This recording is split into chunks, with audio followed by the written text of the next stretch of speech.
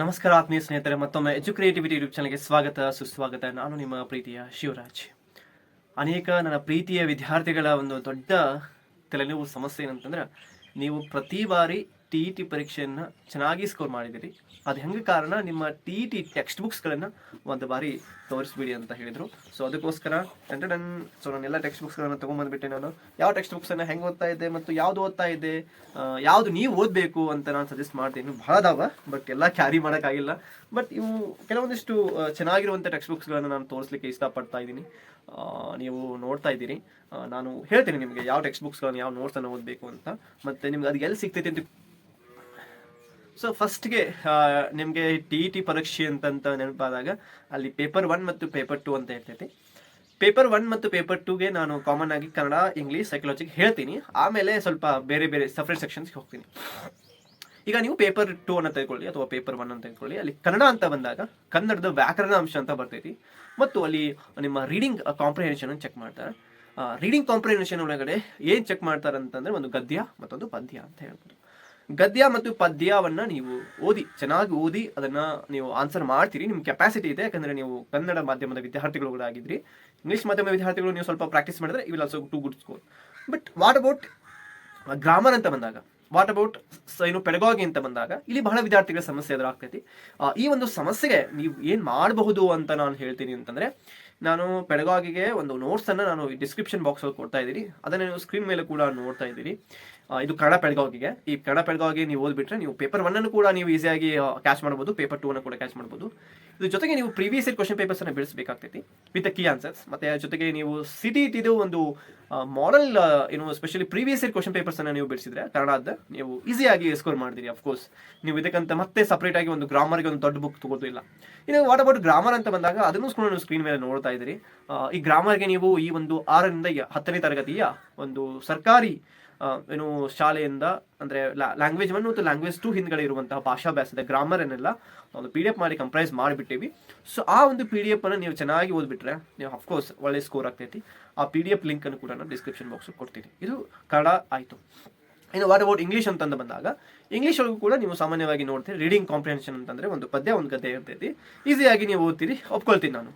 But what about ಪೆಡಗಾಗಿ ಅಂತ ಬಂದರೆ, ಸ್ವಲ್ಪ ಗ್ರಾಮೆಟಿಕಲ್ ಆಗಿ ಅಂತ ಬರೋದಾದರೆ, ನೀವು ಇಲ್ಲಿ ಏನು ಅರ್ಥ ಮಾಡ್ಕೋಬೇಕು ಅಂತಂದರೆ, ಒಂದು ವಿಚಾರ, ನೀವು ಪೆಡಗಾಗಿ ಕ್ವಶನ್ಸನ್ನು ಓದಿ ಅರ್ಥ ಮಾಡ್ಕೊಳ್ಳೋಕೆ ಬರತ್ತಿಲ್ಲ. ಈಗ ನಾನು ಮೆಜಾರಿಟಿ ವಿದ್ಯಾರ್ಥಿಗಳ ಬಗ್ಗೆ ಮಾತಾಡ್ತಾ ಇದ್ದೀನಿ. ಈಗ ನೀವು ಒಂದು 80% ವಿದ್ಯಾರ್ಥಿಗಳು ಕನ್ನಡ ಮಾಧ್ಯಮದೊಳಗಡೆ ಇರ್ತೀರಿ ಅಂತಂದರೆ, ನೀವು ಎವ್ರಿಡೇ ಇಂಗ್ಲೀಷ್ ಓದಂಗೆ ಇಲ್ಲ. ಓದಿದಂಥ ಇಂಗ್ಲೀಷ್ ನಿಮ್ಮ ತಲೆಗೆ ಹತ್ತಬೇಕಂದ್ರೆ, ಅಯ್ಯೋ ದೇವರೇ, ಇದು ಏನು ಅರ್ಥನೇ ಆಗ್ತಾ ಇಲ್ಲ. ಮತ್ತೆ ನೀವು ಏನು ಬಯಸ್ತೀರಿ ಅಂತಂದರೆ, ಐ ನೀಡ್ ಗುಡ್ ಸ್ಕೋರ್ ಬೇಕು ನನಗೆ, ಒಂದು ಮೋರ್ ದೆನ್ 25 ಮೇಲ್ಗಡೆ ಬೇಕು, 30ಕ್ಕೆ ಅಂತ ಹೇಳ್ತೀರಿ. ಬಟ್ ಹೆಂಗೆ ಓದಿದೆ ಹೆಂಗೆ ಆಗ್ತೈತಿ ಅಂತ ಎವ್ರಿಡೇ ಪ್ರಾಕ್ಟೀಸ್ ಇರಬೇಕಲ್ಲ. ಅಟ್ಲೀಸ್ಟ್ ಓದುವಂತಹ ಸ್ಕಿಲ್ಸ್ ಇದ್ರೆ ಓದಿದ್ದನ್ನು ನೀವು ಬೇಗನೆ ಅರ್ಥ ಮಾಡ್ಕೋಬಹುದು, ಟೈಮನ್ನು ಸೇವ್ ಮಾಡ್ಕೋಬಹುದು. ಟೈಮ್ ಸೇವ್ ಮಾಡಿದ್ರೆ ಅನಲೈಸ್ ಮಾಡ್ಬೋದು, ಆಪ್ಷನ್ಸ್ಗಳನ್ನ ಎಲಿಮಿನೇಟ್ ಮಾಡ್ಬೋದು, ಹೌದಲ್ವಾ? ಸೊ ಅದಕ್ಕೋಸ್ಕರ ಒಂದು ರೀಡಿಂಗ್ ಸ್ಕಿಲ್ಸ್ ಬೆಳೆಸ್ಕೋರಿ. ಓದಿದ್ದನ್ನು ಬೇಗನೆ ಅರ್ಥ ಮಾಡ್ಕೊಳ್ಳುವಂತಹ ಒಂದು ಪ್ರಾಕ್ಟೀಸ್ ಇರಲಿ ಅನ್ನೋದು ನನ್ನ ಒಂದು ಸಜೆಷನ್ ನಿಮಗೆ. ಅದ್ರ ಜೊತೆಗೆ ನೀವು ಪೆಡಗಾಗಿಗೆ ನಾನು ನೋಟ್ಸ್ ಕೊಡ್ತಾ ಇದ್ದೀನಿ, ಮತ್ತು ಒಂದು ಗ್ರಾಮರ್ಗೆ ನಾನು ಕೂಡ ಒಂದು ಸಪ್ರೇಟ್ ನೋಟ್ಸನ್ನು ಮಾಡ್ತಾ ಇದ್ದೀನಿ. ಸೊ ಅದನ್ನು ಕೂಡ ಆದಷ್ಟು ನಿಮಗೆ ಕೊಡ್ತೀನಿ. ಬಟ್ ನಾನು ನಿಮಗೆ ಗ್ರಾಮರನ್ನು ಏನು ಓದಬೇಕಂತ ಹೇಳೋದಾದ್ರೆ, ಫಸ್ಟ್ಗೆ ಪಾರ್ಟ್ಸ್ ಆಫ್ ಸ್ಪೀಚನ್ನು ಕರೆಕ್ಟಾಗಿ ಓದಿ. ದಯಮಾಡಿ ಹೇಳ್ತೀನಿ ನಿಮ್ಗೆ, parts of speech 8 parts of speech ಇದಾವೆ. Noun, pronoun, verb, adverb, objective, conjunction, preposition, interjections ಇವೆಲ್ಲ ಅದಾವೆ. 8 ಪಾರ್ಟ್ಸ್ ಆಫ್ ಸ್ಪೀಚನ್ನು ಓದಿ. ಈ ಜೊತೆಗೆ ಅಡಿಷನಲ್ ಆಗಿ ಒಂದು ಆರ್ಟಿಕಲ್ ಅನ್ನು ಫಿಕ್ಸ್ ಆಗಿ ಓದಬೇಕಾಗ್ತೈತಿ. ಆರ್ಟಿಕಲ್ಸ್ ಡೆಫಿನೆಟ್ ಮತ್ತು ಇಂಡೆಫಿನೆಟ್ ಆರ್ಟಿಕಲ್ಸ್ ಅದಾವೆ. ಮತ್ತು ಫಿಗರ್ಸ್ ಆಫ್ ಸ್ಪೀಚ್ ಅನ್ನು ಓದ್ಕೊಳ್ಳಿ. ಫಿಗರ್ಸ್ ಆಫ್ ಸ್ಪೀಚ್ ಅಂದ್ರೆ ನಾವು ಕನ್ನಡದಲ್ಲಿ ಅಲಂಕಾರಗಳು ಅಂತ ಏನು ಹೇಳ್ತೀವಲ್ಲ, ರೆಟೋರಿಕ್ಸ್ ಅಂತ ಹೇಳ್ತೀವಿ. ಅಂತಂದ್ರೆ simile, ಮೆಟಾಫೋರ್, personification, irony, ಹೈಪರ್ಬೋಲೆ, alliteration. So ಹೇಳ್ತಾ ಹೋದ್ರೆ ಬಹಳ ಅದಾವ. ಸೊ ಇಷ್ಟ ಒಂದು 7ರಿಂದ 8 ಇಂಪಾರ್ಟೆಂಟ್ ಅದಾವ. ನಾನು ಅದರದ್ದು ಕೂಡ ಒಂದಿಷ್ಟು ವಿಡಿಯೋಸ್ ಲಿಂಕನ್ನು ನಾನು ನಿಮ್ಗೆ ಡಿಸ್ಕ್ರಿಪ್ಷನ್ಸ್ ಕೊಟ್ಟಿರ್ತೀನಿ, ದಯವಿಟ್ಟು ಅದನ್ನು ಫಾಲೋ ಮಾಡಿ. ಮತ್ತು ಇದು ನಿಮಗೆ ಲ್ಯಾಂಗ್ವೇಜ್ಗಾದರೆ ಓಕೆ, ನಾನು ಗ್ರಾಮರ್ ಆಗಿ ಇಷ್ಟು ಹೇಳಿದ್ದೀನಿ. ಸ್ವಲ್ಪ ಜೊತೆಗೆ ಗ್ರಾಮೆಟಿಕಲ್ ಆಗಿ ಮತ್ತು ರೈಮ್ ಸ್ಕೀಮ್ಸನ್ನು ನೋಡ್ಕೋರಿ. ಸೊ ನಾನು ಈ ಹೇಳುವಾಗ ಕೆಲವೊಂದಿಷ್ಟು ಪಾಯಿಂಟ್ಸ್ಗಳನ್ನು ಮಿಸ್ ಔಟ್ ಮಾಡಿರಬಹುದು. But when you go to the previous year question papers you will get ideas. ಓಕೆನಾ? You do not depend on my videos. Okay, ಈ ಒಂದೇ ವಿಡಿಯೋ ಮೇಲೆ ಡಿಪೆಂಡ್ ಆಗಬೇಡಿ, ಬ್ಲೈಂಡ್ ಆಗಿ ಡಿಪೆಂಡ್ ಆಗಬೇಡಿ. Just go for the previous year question papers, analyse the previous year question papers, you will get number of ideas. ಓಕೆನಾ? ಈಗ ನಾನು ನಿಮ್ಗೆ ಹೆಂಗೆ ಐಡಿಯಾಸನ್ನು ಹೇಳ್ತಾ ಇದ್ದೀನಲ್ಲ, you will also able to tell that ideas. But when you look at the question papers, ಅವಾಗ ಮಾತ್ರ ಆಗ್ತೈತಿ. ಆ್ಯಂಡ್ ಸೈಕಾಲಜಿಗೆ ಬರೋದಾದರೆ, ಅಫ್ಕೋರ್ಸ್ ನಾನು ಸೈಕಾಲಜಿ ಬಹಳ ಹರಸಾಹಸ ಪಟ್ಟೀನಿ ಅಂತ ಹೇಳ್ಬೋದಿತ್ತು. ಸ್ಟಾರ್ಟಿಂಗ್ ನನಗೂ ಕೂಡ ಬಹಳ ವೀಕ್ ನಾನು ಅಂತಂದರೆ ಓದಿದ್ದು ಏನಪ್ಪ, ನಾನು ಏನು ಓದ್ತಾ ಇದ್ದೀನಿ, ಎಲ್ಲಿದ್ದೀನಿ ಅನ್ನೋದು ನನಗೆ ಗೊತ್ತಾಗ್ತಾ ಇರಲಿಲ್ಲ. ಮತ್ತೆ ಇವ್ರು ಏನಿದು ಒಂದ್ಸಲ ಬುದ್ಧಿಶಕ್ತಿ ಅಂತಾರ, ಇನ್ನೊಂದ್ ಕಡೆ ಅಭಿಪ್ರೇರಣೆ ಅಂತಾರ, ಇನ್ನೊಂದ್ ಕಡೆ ಮಾನಸಿಕ ಅಂತಾರ, ಏನಿದು ಬೆಳವಣಿಗೆ ಅಂತಾರ, ವಿಕಾಸ ಅಂತಾರ, ಎರಡು ಒಂದೇ ಅಲ್ವಾ? ಎಷ್ಟು ಕನ್ಫ್ಯೂಷನ್ ಆಗೋದು ಅಂತಂದ್ರೆ ನನಗೆ ಅಬ್ಬಾ ಹೇಳಿಕೆ ತೀರೋದು. ಆದ್ರೂ ಕೂಡ ನಾನು ಎವ್ರಿ ಡೇ ಸ್ವಲ್ಪ ಓದಿ ಅರ್ಥ ಮಾಡ್ಕೊಂಡು ಆಮೇಲೆ ಕಂಪ್ಯಾರಿಸನ್ ಮಾಡ್ಕೊಂಡು ಮತ್ತೆ ಅಪ್ಲೈ ಮಾಡ್ತಿದ್ದೆ. ನಾನು ಹೆಂಗಂತಂದ್ರೆ ಈಗ ಒಂದು ಎಕ್ಸಾಂಪಲ್ ಕೊಡ್ತೀನಿ. ಈಗ ನನ್ನ ಒಂದು ದೇಹದೊಳಗಡೆ ತಲೆ ಇದೆ, ಓಕೆನಾ, ಅದರಲ್ಲಿ ಮೆದುಳಿದೆ. ಮೆದುಳು ಯಾವಾಗ್ಲೂ ಕೂಡ ವಿಕಾಸ ಆಗ್ತೈತಿ, ಯಾವಾಗ ಕೂಡ ಏನಾಗ್ತಾ ಇರ್ತೈತಿ, ಪ್ರೋಗ್ರೆಸ್ ಅಲ್ಲಿ ಇರ್ತೈತಿ, ಬೆಳವಣಿಗೆಯಲ್ಲಿ ಇರ್ತೈತಿ, ಯಾವಾಗ್ಲೂ ಕೂಡ ವಿಕಾಸ ಆಗ್ತೈತಿ. ಅದಕ್ಕೆ ವಿಕಾಸ ಅಂತಂದ್ರೆ ನನ್ನ ಒಂದು ಮಾನಸಿಕ ವಿಚಾರ ಅಂತಂದ್ರೆ ಒಂದು ಬುದ್ಧಿಶಕ್ತಿ ಅನ್ನೋದು ಇದು ವಿಕಾಸಕ್ಕೆ ಸಂಬಂಧಪಟ್ಟೈತಿ. ಅಂದ್ರೆ ವಿಕಾಸ ಅಂದ್ರೆ ನಿರಂತರ ಪ್ರಕ್ರಿಯೆಯಲ್ಲಿ ಇರೋದು. ಬೆಳವಣಿಗೆ ಅಂತಂದ್ರೆ ಏನು, ಒಂದಿಷ್ಟು ಸಮಯದಲ್ಲಿ ಏನಾಗ್ತೈತಿ, ಅದು ಬೆಳವಣಿಗೆಯನ್ನು ಹೊಂದಿ ತದನಂತರ ನಿಂತು ಬಿಡ್ತೈತಿ. ಓಕೆನಾ, ಉದಾಹರಣೆಗೆ ನೋಡಿ, ಈಗ ಒಂದು ಹೈಟ್ ಅಂತ ತಗೊಳ್ಳಿ, ದೇಹದೊಳಗೆ ಇರುವಂತ ಹೈಟ್. ಸೊ ಹೈಟ್ ಏನಾಗ್ತೈತಿ, ಒಂದು 22-23 ವಯಸ್ಸವರೆಗೆ ಬೆಳಿತೈತಿ ಮತ್ತೆ ಆ ಒಂದು ಏಜ್ ಬಂದ್ಮೇಲೆ ಸ್ಟಾಪ್ ಆಗ್ಬಿಡ್ತೈತಿ, ಯಾವುದಲ್ವಾ? ಸೊ ಅದೇ ರೀತಿ ಮತ್ತೆ ಉದಾಹರಣೆಗೆ ಹಲ್ಲನ್ನು ತೆಗೆದುಕೊಳ್ರಿ. ನಮ್ಮ ಹಲ್ಲು ಕೂಡ ಅಷ್ಟೇ, ಒಂದು ಸರ್ಟನ್ ಏಜ್ಗೆ ನೀವು ಹಲ್ಲು ಬಂದ್ಬಿಟ್ರೆ ಹೊಳ್ಳಿ ರಿಟರ್ನ್ ಹಲ್ಲೇ ಬರಂಗಿಲ್ಲ. ಸೊ ಇವೆಲ್ಲ ಏನು ಬೆಳವಣಿಗೆ, ಬುದ್ಧಿಶಕ್ತಿ ಅಂತ ಬಂದಾಗ ಇದೇನು ವಿಕಾಸ ಅಂತ ಹೇಳ್ತೇವೆ. ಓಕೆನಾ, ಸೊ ಈ ರೀತಿಯಾಗಿ ಕಂಪ್ಯಾರಿಸನ್ ಮಾಡ್ಕೊಳ್ತಾ ಇದ್ದೆ. ಮತ್ತೆ ಜೊತೆ ಕೆಲವಷ್ಟು ಬುಕ್ಸ್ ಕೂಡ ನಾನು ರೆಫರ್ ಮಾಡ್ತೀನಿ, ನಿಮಗೆ ಹೇಳ್ತಿದ್ದೀನಿ. ನಾನು ಫಸ್ಟ್ಗೆ ನಿಮಗೆ ರೆಫರ್ ಮಾಡೋದು ಶೈಕ್ಷಣಿಕ ಮನೋವಿಜ್ಞಾನ HV ವಾಮದೇವಪ್ಪ ಅಂತ. ಈ ಪುಸ್ತಕ ಏನಿದೆಯಲ್ಲ, ಇದು ಸ್ವಲ್ಪ ಹಳೆಯ ಪುಸ್ತಕ ಆಗಿದೆ. ನಾನು ಸ್ವಲ್ಪ ಹಳೆ ವರ್ಷನ್ ತೊಗೊಂಡಿದ್ದೀನಿ, ಅಂದರೆ ಮೊದಲೇ ತೊಗೊಂಡ್ಬಿಟ್ಟಿದ್ದೀನಿ ನಾನು. ಇವಾಗದ್ದು ಹೊಸ ವರ್ಷನ್ ಬುಕ್ಸ್ ಬಂದಿದೆ, ಅದನ್ನು ಸ್ಕ್ರೀನ್ ಮೇಲೆ ಕೂಡ ನೋಡ್ತಾ ಇದ್ದೀರಿ. ನೀವು ಆ ಒಂದು ಬುಕ್ಸನ್ನು ತೊಗೊಳ್ಳಿ, ದಯವಿಟ್ಟು ಅದೇ ಬುಕ್ಸನ್ನು ರೆಫರ್ ಮಾಡಿ. ಇದು ಮತ್ತು ಅದರಲ್ಲಿರುವಂಥ ಕಂಟೆಂಟ್ ಸೇಮ್ ಇದೆ, ಆದರೆ 2 ಪಾಠಗಳ ಎಕ್ಸ್ಟ್ರಾ ಹಾಕಿದ್ದಾರೆ ಅವರು. ಇದು ಇಂಪಾರ್ಟೆಂಟ್ ಇದೆ. ಮತ್ತು ನೀವು ಇದರಲ್ಲಿ ಯಾವ ಪಾಠ ಬಿಡಬೇಕಪ್ಪ ಅಂತಂದರೆ, ನೀವು ಅದನ್ನು ಕೂಡ ಗೊತ್ತಿರಬೇಕು ನಿಮ್ಗೆ ಯಾವ ಪಾಠ ಬಿಡಬೇಕಂತ. ನೀವು ಅಫ್ಕೋರ್ಸ್ 9ನೇ ಪಾಠ ಬಿಟ್ಬಿಡಿ, ಓಕೆನಾ. 9ನೇ ಪಾಠ ಬಿಟ್ಟರೆ ಚೆನ್ನಾಗಿರ್ತೈತಿ. ಮತ್ತು 8ನೇ ಪಾಠ ಕೂಡ ನಿಮಗೆ ಅಷ್ಟೇನು ಅಷ್ಟೇನು ಉಪಯೋಗವಿಲ್ಲ, ಆದರೆ ವ್ಯಕ್ತಿತ್ವ ಅಷ್ಟೇ ಇಂಪಾರ್ಟೆಂಟ್. ಮಾನಸಿಕ ಆರೋಗ್ಯ ಅದೇನು ಬಹಳ ಬೇಕಾಗಿಲ್ಲ, ವ್ಯಕ್ತಿತ್ವದ ಬಗ್ಗೆ ಅಷ್ಟೇ ಓದ್ಕೊಳ್ಳಿ 8ನೇ ಅಧ್ಯಾಯದೊಳಗಡೆ. 9ನೇ ಅಧ್ಯಾಯದಲ್ಲಿ ಮಾರ್ಗದರ್ಶನ ಮತ್ತು ಸಲಹೆ ಅಂತಿದೆಯಲ್ಲ, ಮಾರ್ಗದರ್ಶನ ಮತ್ತು ಸಲಹೆ, ಆ ಒಂದು ಪಾಠ ಇಂಪಾರ್ಟೆಂಟ್ ಏನು ಅಷ್ಟೇನಿಲ್ಲ ನನ್ನ ಪ್ರಕಾರ, ಇಲ್ವೇ ಇಲ್ಲ. ನಿಮಗೆ ಇಷ್ಟ ಆಯಿತು ದಯವಿಟ್ಟು ಓದ್ಕೊಳ್ಳಿ. ನಾನಿಲ್ಲಿ ಎಕ್ಸಾಮ್ ಪಾಯಿಂಟ್ ಆಫ್ ವ್ಯೂ ಅಷ್ಟೇ ಹೇಳ್ತಾ ಇರೋದು, ಎಕ್ಸ್ಟ್ರಾ ಓದ್ತೀನಿ ಅಂತ ದಯವಿಟ್ಟು ಓದಿ, ನಾನು ನಿನ್ನೆ ದಯವಿಟ್ಟು ಅದು ಸ್ಟಾಪ್ ಮಾಡೋಂಗಿಲ್ಲ. ಆ್ಯಂಡ್ ದೆನ್ ಈ ಪುಸ್ತಕ ಜೊತೆಗೆ ನಾನು ಈ ಪುಸ್ತಕವನ್ನು ನಾನು ಓದ್ತಾ ಇದ್ದೀನಿ. ಈ ಪುಸ್ತಕ ಯಾಕೆ ನಿಮ್ಮ ಪದೇ ತೋರಿಸ್ತೀನಿ ಅಂತಂದರೆ, it will save your marks actually. ಯಾಕಂತಂದರೆ ಇದು ಕನ್ನಡ ಮೀಡಿಯಮ್ವರೆಗೂ ಅವೈಲೇಬಲ್ ಇದೆ, ಇದು ಕೂಡ English medium Kannada medium available ಇದೆ, ಇದು ಕೂಡ ಇಂಗ್ಲೀಷ್ ಮೀಡಿಯಂ ಕೂಡ ಅವೈಲೇಬಲ್ ಇದೆ, 2 ಮೀಡಿಯಮಲ್ಲಿ ಅವೈಲೇಬಲ್ ಇದೆ. ಈ ಪುಸ್ತಕವನ್ನು ನೀವು ಎವ್ರಿ ಡೇ ಒಂದು ಅಟ್ಲೀಸ್ಟ್ ಆದರೂ ಒಂದು 2-3 ಕ್ವಶನ್ಸ್ ಬಿಡಿಸಿ ದಯವಿಟ್ಟು. ನೀವು ಎಷ್ಟು ಬಾರಿ ಇದನ್ನು ವಾಟ್ಸಪ್ ಓಪನ್ ಮಾಡ್ತೀರಿ, ಹೌದಲ್ವಾ? ಪದೇ ಓಪನ್ ಮಾಡ್ತೀರಿ, ಓಕೆನಾ. ಸೊ ಇದನ್ನು ಜಸ್ಟ್ ಒಂದು ಬಾರಿ ಓಪನ್ ಮಾಡೋಕ್ಕೆ ಏನು ಹೋಗೈತೆ ನಿಮ್ಮ ಕೈಯಾಗ? ದಯವಿಟ್ಟು ಓಪನ್ ಮಾಡಿ ಒಂದು 5 ಕ್ವಶನನ್ನು ದಯವಿಟ್ಟು ವೆಲ್ ಫೋಕಸ್ಡ್ ಆಗಿ ಬಿಡಿಸಿ. ನೀವು ಓದೋದೇ ಬೇಡ, ದಯವಿಟ್ಟು ಬಿಡಿಸಿ, ಓಕೆನಾ. ಉತ್ತರ ಆಮೇಲೆ ನೀವು ನೋಡ್ಕೊಳ್ಳಿ, ನೀವು ಬಿಡಿಸಿದಾದ್ಮೇಲೆ, ಓಕೆನಾ. ಯಾಕೆ ಈ ಉತ್ತರ ಬಂತು ಅಂತ ನೀವು ಅಗೇನ್ ಈ ಟೆಕ್ಸ್ಟ್ ಬುಕ್ಸ್ ಅಂತ ತೆಗಿರಿ, ಓಪನ್ ಮಾಡಿ ನೋಡಿ. ಮತ್ತೆ ಪ್ರೀವಿಯಸ್ ಇಯರ್ ಕ್ವಶನ್ ಪೇಪರ್ಸ್ ಏನಿದಾವಲ್ಲ, ಅದು ಲಿಂಕ್ ನಾನು ಕೆಳಗೆ ಕೊಟ್ಟಿರ್ತೀನಿ. ಆ ಪ್ರೀವಿಯಸ್ ಇಯರ್ ಕ್ವಶನ್ ಪೇಪರ್ಸ್ ನೀವು ಟಾಪಿಕ್ಸ್ ಈ ಬುಕ್ಕಿಗೆ ಟಾಪಿಕ್ಗೆ ಹೋಗ್ಬೇಕಾ, ಈ ಟಾಪಿಕ್ಗೆ ಹೋಗಿ ಅಲ್ಲಿ ನೀವು ಮಾರ್ಕ್ ಮಾಡಬೇಕಪ್ಪ. ಓಕೆ, ಬೆಳವಣಿಗೆ ಮೇಲೆ ಕ್ವಶನ್ ಬಂದೈತಿ, ಓಕೆ, ಇದ್ರ ಮೇಲೆ ಬಂದಿದೆ ಅಂತ ಅಂದಾಗ ನೀವು ಒಂದು ಒಳ್ಳೆ ಸ್ಕಾಲರ್ ಆಗ್ತೀರಿ, ರಿಸರ್ಚರ್ ಆಗ್ತೀರಿ, ಇವರ್ ಆಲ್ಸೋ ಗುಡ್ ಯೂಟ್ಯೂಬರ್ ಆಗ್ಬೋದು. ಮೇ ಬಿ ನೀವು ಒಂದು ಬುಕ್ಕನ್ನು ಬರಿಬೋದು, ಒಂದು ಒಳ್ಳೆ ಸ್ಕೋರ್ ಆಗ್ತೀರಿ, ಒಂದು ಒಳ್ಳೆ ಟೀಚರ್ ಆಗ್ತೀರಿ. ಎಲ್ಲವನ್ನ ನೀವು ಮಾಡಬೇಕು, ಓಕೆನಾ. ಜಸ್ಟ್ ನಾನು ಹೇಳಿದಂತೆ ಅಂದರೆ ಅಷ್ಟೇ ಮಾಡೋದಲ್ಲ. ಆಮೇಲೆ ಯಾವುದು ಟಾಪಿಕ್ ಇಂಪಾರ್ಟೆಂಟ್ ಅಷ್ಟೇ ಅಲ್ಲ, ಎಲ್ಲ ನೀವು ಓದ್ಕೊಂಡು ಹೋಗಬೇಕು. ಸ್ಟಾರ್ಟಿಂಗ್ ನಿಮಗೆ ಎಲ್ಲಾನು ಕೂಡ ಜಸ್ಟ್ ರ್ಯಾಂಡಮ್ ಆಗಿ ಓದ್ತಾ ಹೋಗ್ಬೇಕು, ಗ್ಲಾನ್ಸ್ ಮಾಡಬೇಕಾ. ಇದು ಒಬ್ಬೊಬ್ಬರು ಅದಾರ ಈ ಬುಕ್ಸನ್ನು 1 ವರ್ಷ 2 ವರ್ಷ ತೊಗೊಂಡಿರ್ತಾರೆ, ಓದಂಗಿಲ್ಲ. ಒಂದು 10 ದಿನ ಡೆಡಿಕೇಟ್ ಮಾಡ್ತಾರೆ, ಈ ಬುಕ್ಕನ್ನು ಮುಗಿಸ್ಬೋದು. 1 ದಿನಕ್ಕೆ 1 ಟಾಪಿಕ್, ಇಟ್ ಮೀನ್ಸ್ 1 ಲೆಸನ್ ಅಂತ. ನೀವು ಅದನ್ನು ಕಂಪ್ಲೀಟಾಗಿ ಅರ್ಥ ಮಾಡ್ಕೊಂಡು ಯಾರು ಹೇಳ್ಯಾರ, ಜಸ್ಟ್ ನೀವು ರಿಕ್ಯಾಪ್ ಮಾಡ್ಕೊಂಡು ಹೋಗ್ರಿ, ಆಕೈತಿ. ಇನ್ನು ಇದಾದ್ಮೇಲೆ ಕೆಲವು ವಿದ್ಯಾರ್ಥಿಗಳು ಕೂಡ ಕೇಳ್ತಾ ಇದ್ರು, ನಾನು ಸ್ಪರ್ಧಾ ವಿಜೇತ ಅವ್ರದ್ದು ಓದ್ಬೇಕಂತ. ಸ್ಪರ್ಧಾ ವಿಜೇತ ಅವರು ಕೂಡ ಚೆನ್ನಾಗಿ ಕೊಟ್ಟಿದ್ದಾರೆ, ಓಕೆನಾ. ಬಟ್ ಆದರೆ ಏನಾಗಿದೆ ಅಂತಂದರೆ ಅವರು ಸ್ವಲ್ಪ ಜಾಸ್ತಿ ಎಲಾಬ್ರೇಟ್ ಮಾಡ್ಲಿಕ್ಕೆ ಹೋಗಿಲ್ಲ, ಸಣ್ಣದಾಗಿ ಕೊಟ್ಟಿದ್ದಾರೆ. ಮತ್ತು ನಾನು ಈ ಪುಸ್ತಕವನ್ನು ತೆಗೆದುಕೊಂಡಿದ್ದೀನಿ, ಬಟ್ ನನಗೆ ಓದಲಿಕ್ಕೆ ಆಗಿಲ್ಲ, ಸಮಯ ಸಿಕ್ಕಿಲ್ಲ.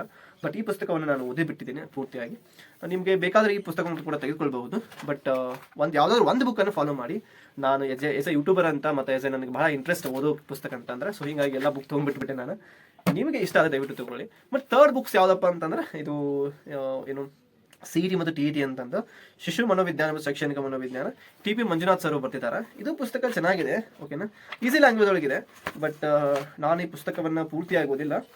ನಾನು ಕೆಲವೊಂದಿಷ್ಟು ಪಾಯಿಂಟ್ಸ್ಗಳನ್ನ ಅಷ್ಟೇ ಓದ್ಬಿಟ್ಟೇನಿ, ಪೂರ್ತಿಯಾಗಿ ಓದೋಕ್ಕಾಗಿಲ್ಲ.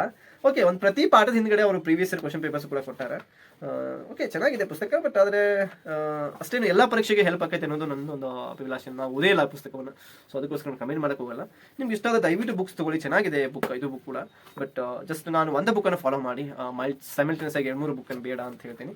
ಮತ್ತೆ ನೀವೇನಾದರೂ ಸೈನ್ಸ್ ವಿದ್ಯಾರ್ಥಿಗಳಾಗಿದ್ದರೆ, ಆರ್ಟ್ಸ್ ವಿದ್ಯಾರ್ಥಿಗಳಾಗಿದ್ದರೆ 6ರಿಂದ 12ನೇ ತರಗತಿ ಇರುವಂಥ ಎಲ್ಲ ಟೆಕ್ಸ್ಟ್ ಬುಕ್ಕನ್ನು ಫಸ್ಟ್ ಕಲೆಕ್ಟ್ ಮಾಡಿ ನೀವು.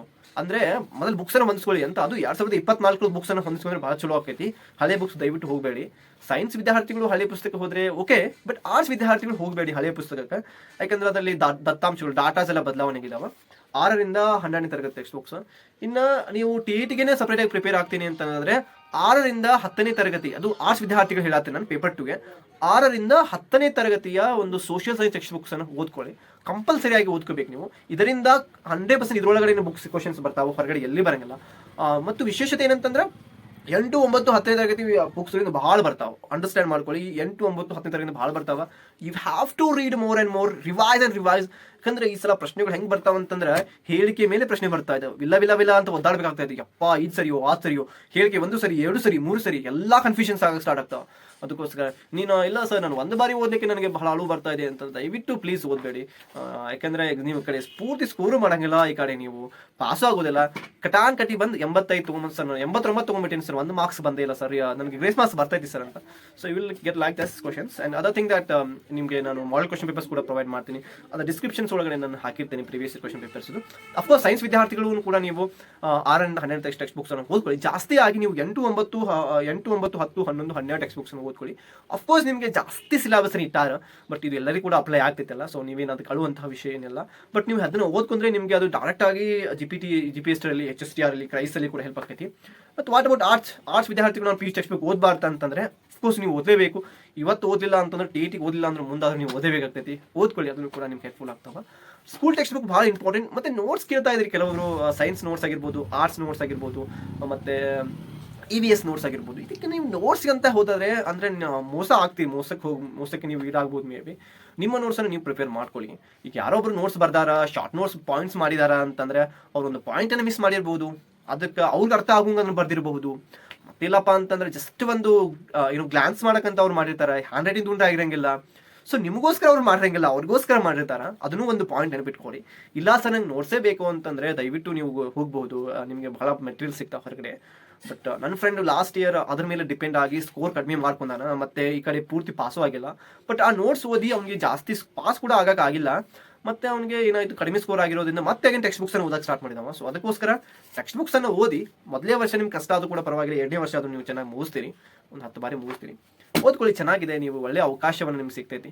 ಕಂಟಿನ್ಯೂಸ್ ಆಗಿ ಓದಿ, ರೆಗ್ಯುಲರ್ಸ್ ಆಗಿ ಓದಿ. ನೀವು B.Ed ಮಾಡ್ತಾ ಇದ್ರೆ ದಯವಿಟ್ಟು ಕಾಲೇಜ್ ಒಳಗೆ ಓದಕ್ಕೆ ಹೋಗಬೇಡಿ. ಅಲ್ಲಿ ನಿಮಗೆ ಒಂದು ಡೆಟರ್ಮಿನೇಷನ್, ಡೆಡಿಕೇಶನ್, ಫೋಕಸ್ ಸಿಗಂಗಿಲ್ಲ. ಅಪಾರ್ಟ್ ಫ್ರಮ್ ದಟ್ ಮನೆಯೊಳಗಡೆ ಸ್ಟಾರ್ಟ್ ಮಾಡಿ. ನೀವು ಮನೆಯೊಳಗೆ ಓದಕ್ಕೆ ಡೈಲಿ ಒಂದು 10ರಿಂದ 11 ಗಂಟೆಗೆ ಓದಾಗಿರ್ಬೋದು, ಮಾರ್ನಿಂಗ್ 4 to 5 ಆಗಿರ್ಬೋದು, 1 ತಾಸು ಓದಿ, ಡೈಲಿ ಓದಿ.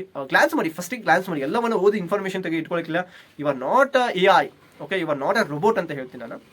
ಒಳ್ಳೆ ಅವಕಾಶಗಳು ಅದಾವೆ ನಿಮ್ಗಡೆ. ಓದಿ. ಮತ್ತೆ ನಿಮಗೆ ಹೆಚ್ಚಿನ ಮಾಹಿತಿಗೆ ದಯವಿಟ್ಟು ಕಮೆಂಟ್ ಮಾಡಿ, ನಾನು ನಿಮ್ಮ ಪ್ರಶ್ನೆಗಳಿಗೆ ಉತ್ತರ ಕೊಡ್ತೀನಿ. Thank you so much.